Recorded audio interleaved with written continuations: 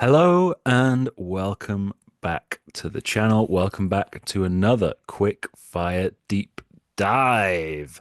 This time I'm looking at the Super Furry Animals, Wales' own. Um, yeah, so I decided to go through their albums for the first time. I knew a few songs, didn't know any albums before going into this. And as a North Walian, Griff Rhys and the boys started off in Bethesda about 15 minutes away from me. So, yeah, felt like a good one to cover. And they kind of fit into this 90s alternative style that I like quite a bit. 9 albums to rank. Let's get straight into it. Number 9, I have their ninth album, Dark Days, Light Years. This is an interesting one. I only go as low as a 6 for Super Furry Animals. This kind of feels like them going through the motions, and I think to me it makes sense that this was their last album. It's still interesting, occasionally cool, but it does feel like their most meandering album. It leans very heavily on the psychedelia, which they did a lot throughout their career, but this one feels a little bit more jammy, a little bit less song focused. Um, there's no massive standouts, but I do really like the sound of the album. And as far as like worst albums go, this is I mean, it's better than Blur's worst album, that's for sure. As a random example, Blur will be coming up later. I think the standout track is the very best of Neil Diamond, which I think is probably the standout for a lot of people. Cool banjo on that track. But yeah, uh, Dark Days, Light Years is my number 9. It's okay. Similarly, okay is their seventh album, Lovecraft from 2005. So I got two of their sort of post-classic era albums. The third one I'm not going to be talking about yet. So this is also a 6 out of 10 for me, and I think this is the first time where the relentless super furry animals train starts to run out of steam. Does sound quite tired in spots as well. There's some new sonic elements here which are pretty cool. But I just don't think it gels together. And this is an issue with a lot of their albums for a lot of people is they're very eclectic and they jump around in styles. And at their best, I think that makes for very exciting and dynamic albums. And at their worst, it makes for quite random and tiring albums to listen to. And I think that's where Lovecraft falls into. Zoom is really cool though as an opener, very Pink Floyd-esque. But yeah, it's not one I'm going to go back too much. It gets the edge over Dark Days, Light Years because I think sonically it's a little bit more coherent. But there's not much splitting those two albums for me. Number 7 is the first bombshell of my list. Prepare for this one. Number 7 is Radiator, their second album. I have it as a 7 out of 10. So I think it's a good album. I will go back to it. I think Super Furry Animals are a great band.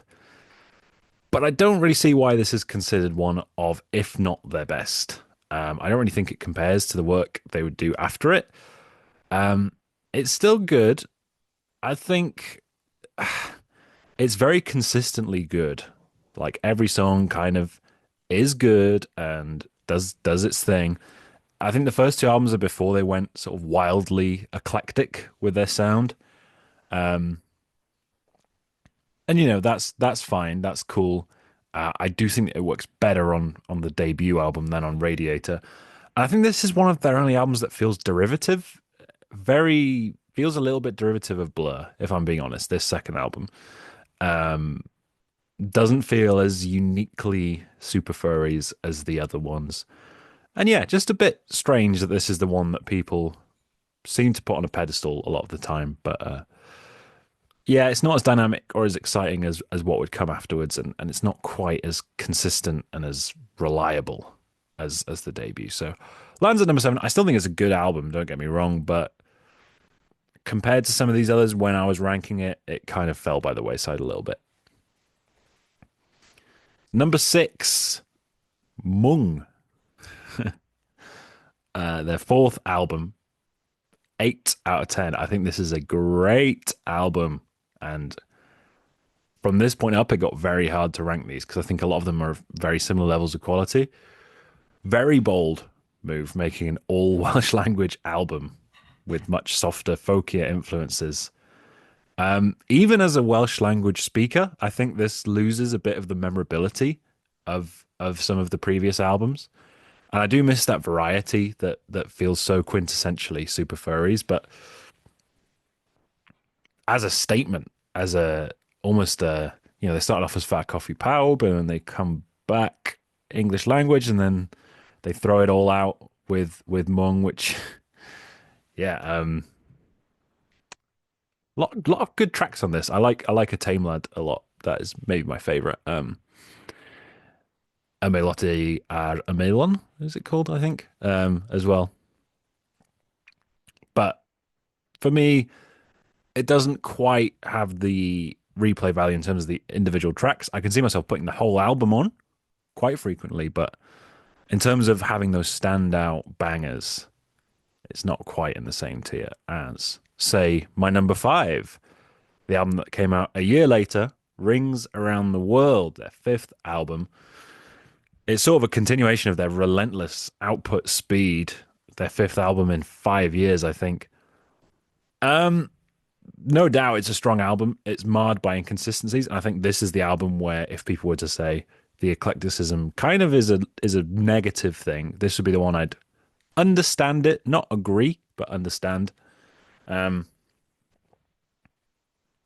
what I will say is, while there are moments of this album that I don't love, the best stuff on this album is the best stuff that they ever, or at least among the best stuff that they ever put out. Stuff like Juxtapose with You and Surfer Girl and Drawing Rings Around the World, all fantastic tracks. So yeah, there's a reason it's critically acclaimed, but I like this band a lot and doesn't quite, as a whole album listen, compare to the four I have above it. Probably wondering where this one is. My number four is Hey Venus, the eighth album, 2007. So the two albums surrounding it, I had at the bottom, but this one, uh, it makes it to number four, which is maybe a weird pick, but to me, this is the sound of the band having fun again, reminding me more of their first three albums, super sunshiny and upbeat. The first half is especially strong, and I want it noted that Runaway is my number 11 and just missed my songs list. Really funny as well song. I love the spoken word bit at the start. It's great. But yeah, Hey Venus, this was a pleasant surprise. It's a nice tight 36 minutes as well, which is unlike them. They like their long albums, but really compact, really bright sounding, lovely melodies and harmonies and arrangements, very varied. It's just, yeah, solidly really good. Another 8 out of 10. As is my number three. We're going through a lot of eights here. My number three is the debut album, Fuzzy Logic. Definitely their most Britpop album, full of memorable tracks. It is eclectic, but it is probably their most coherent and consistent release, aside from maybe Mung. But yeah, I think maybe it doesn't have quite the level of standouts as my top two, but it's certainly more consistent than the albums below it. I mean, so many great tracks: Hometown Unicorn, God Show Me Magic, Something for the Weekend, Gathering Moss.